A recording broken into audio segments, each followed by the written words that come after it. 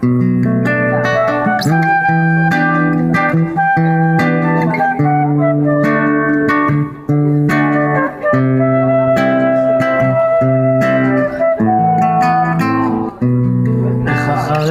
כך הרבה שנים עדיין לא מבין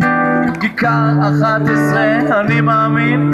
ולמה תמיד אני נפתח כשאני למטה אחרי רוח קדים באוטוניות תרשיש לאן הלך מתי יחזור אותו האיש ולמה חצי גופי שובר את זו ההנחה האם יש שקט או יש שערה האם יש אור בקצה המנהרה הרבה שאלות אבל תשובה תמיד אחת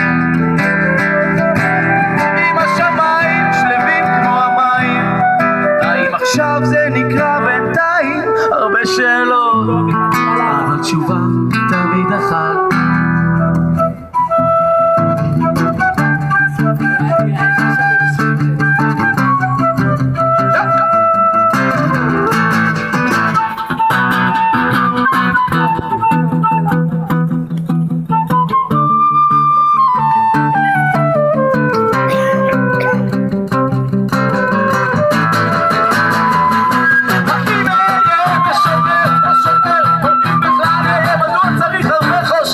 שאת האור נראה ולמה שתי קצוות יש לזו הדמעה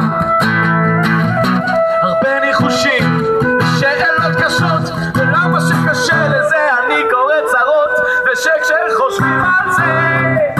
גם זו שאלה האם יש שקט או יש שערה